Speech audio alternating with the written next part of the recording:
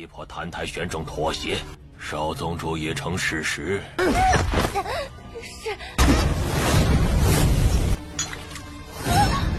尔等胆敢谋逆造反！我们等不了那么久呢。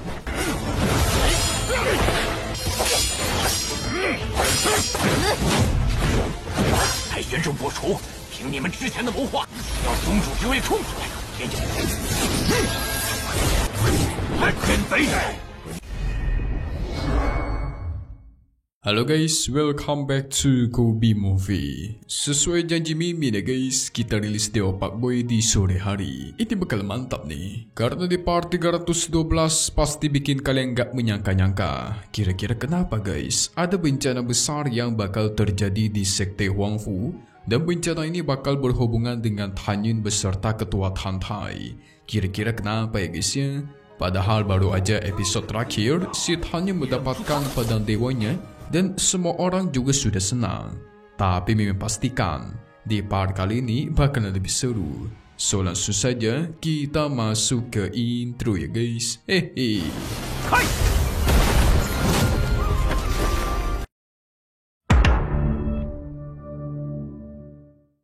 Oke, di part terakhir Dewa Pak Boy kita sudah mendapatkan pedang dewa ke-6-nya, yaitu pedang Jime, pedang penghancur. Selain itu, dia bermesraan sama Shen Suping.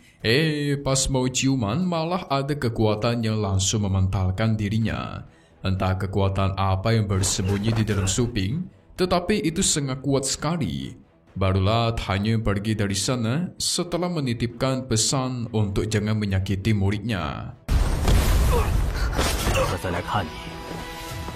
Sementara itu, para tetua yang berkumpul, mereka tidak senang melihat Tan Yun yang mendapatkan pedang dewa. Bukan hanya dia yang mendapatkan pedang dewa, tetapi Tan Yun juga membantai banyak sekali murid di dalam alam pedang ilahi. Sebenarnya asal dari mana si Tan Yun ini? Tanya para tetua yang kesal bukan main. Para tetua tidak rela membiarkan Tan Yun hidup. Mereka bakal seberusaha mungkin supaya si Tan Yun gagal menjadi seorang ketua sekte. Wadidaw. Sekarang Tan Yun kan masih tuan muda guys, masih belum menjadi ketua sekte. Para tetua berniat menggabungkan kekuatan ke-9 divisi untuk menyingkirkan Tan Yun dan ketua Tantai sekaligus, biar dibantai berbarengan, dan nantinya posisi dari ketua sekte mereka rebut secara paksa. Tentu mereka harus bertindak cepat.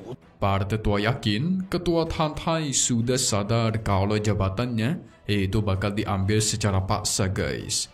Sehingga para tetua tidak akan membiarkan ketua Tantai menyerang duluan. Justru sebaliknya, para tetua duluanlah yang akan melancarkan serangan. Wah, ini mah calon-calon perang nih guys, perang internal sekte. 逼迫谭台玄种妥协，少宗主已成事实。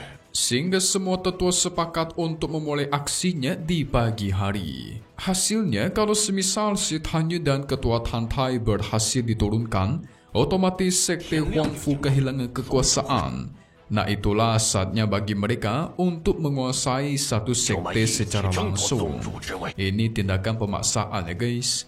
Tapi Mimin percaya, kalaupun ketua Tantai dan Tan Yun dihabisi, ke-9 tetua ini ujung-ujungnya bakal ribut juga guys. Mereka bakal saling bersaing merebut mendapatkan posisi ketua sekte.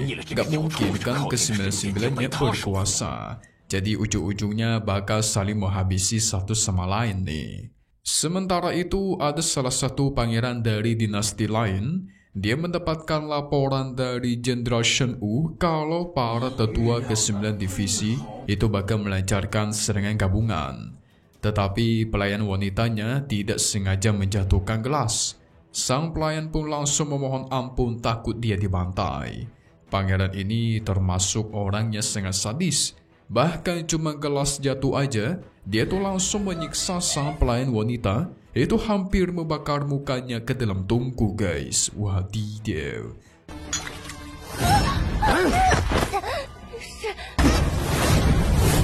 Nasib untung masih dia ampuni. Bayangin tuh guys, cuma menumpahkan segelas air doang. Sang pangeran tidak percaya kalau ke-9 divisi itu bisa menangkap Tan Yun dan Ketua Tan Tai. Kalian semua terlalu meremehkan mereka berdua, katanya. Jikalau sampai Tan Yun dan Ketua Tan Tai memiliki rencana di belakangnya dan lolos, lantas apa yang akan kalian lakukan? Di masa depan bisa aja mereka berdua balas dendam, guys. Pintar juga si pangeran satu ini ya. Sang pangeran akan mengirimkan mata-mata untuk memantau Tan Yun dan mencari kesempatan. Sementara si pangeran sendiri akan keluar ketika fajar sudah lewat, di mana saat para tetua menyerang Ketua Tan Tai.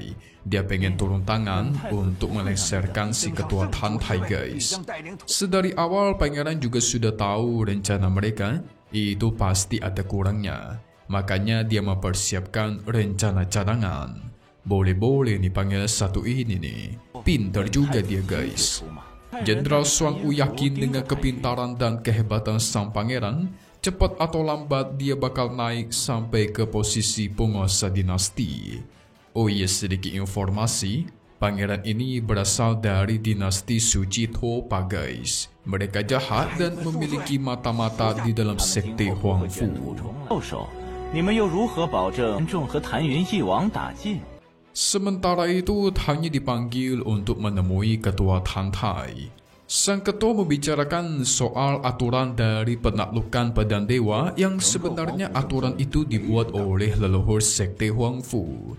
Harusnya kan tidak ada satupun orang yang berani melanggar aturan tersebut, apalagi orang-orang dari sekte Huangfu. Tapi kita tahu, guys, sekarang di dalam sekte Huangfu itu banyak sekali pengkhianat. Ke-9 divisi tentu tidak akan senang akan hasil ini dan bakal mencari cara untuk merebut pedang itu kembali.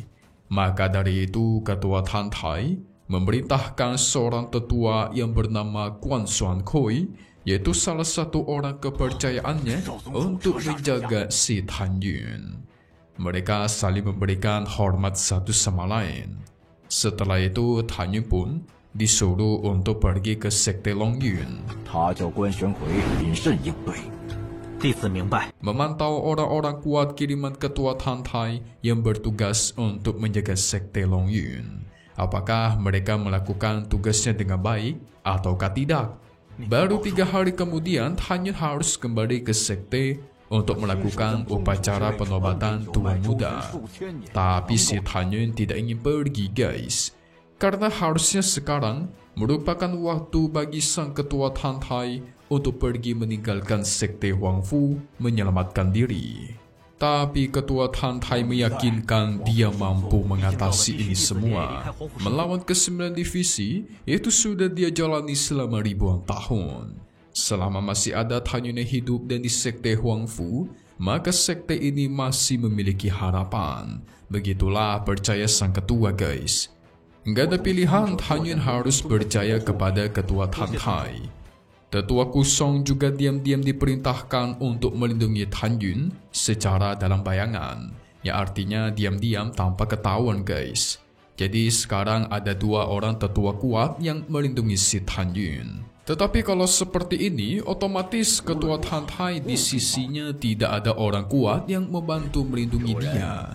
Semua orang kepercayaannya dikirim untuk melindungi Tan Yun.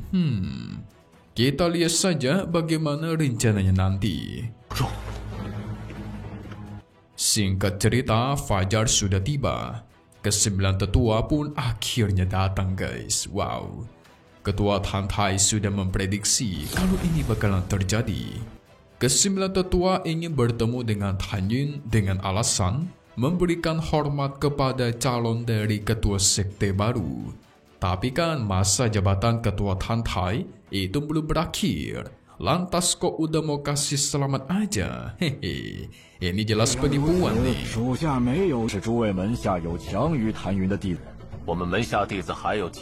Tapi Ketua Tan Tai memberikan satu kesempatan. Jikalau ada murid dari ke-9 divisi yang bisa membuktikan kekuatannya dengan cara mengalahkan Tan Yun, maka murid tersebut akan merebut posisi Tuan Muda dari tangannya Tan Yun. Tapi sayangnya itu bukanlah yang para tetua inginkan. Yang mereka inginkan sekarang adalah kepalanya Ketua Tan Tai. Segera para tetua pun menerjang untuk menyerang dirinya. Muncullah dua penjaga yang menghentikan mereka. 都胆敢谋逆造反！ 我们等不了那么久呢。 Ketua Tantai difitnah tidak becus sebagai seorang pemimpin. Sekte Huangfu semakin lama semakin menurun kualitasnya. Jadi para tetua menuntut untuk mengembalikan masa kejayaan dari Sekte Huangfu yang seperti dulu. Sehingga pertarungan para tetua pun kembali berlanjut kuat sekali. Ketua Tantai memperingatkan tujuan mereka melengsarkan kekuasaannya, yaitu demi menguasai Sekte Huangfu, dan itu jelas. Mereka yang menyerangnya adalah orang-orang dari sekte lain alias pengkhianat. Jadi dia berharap masih ada tetua yang sadar diri.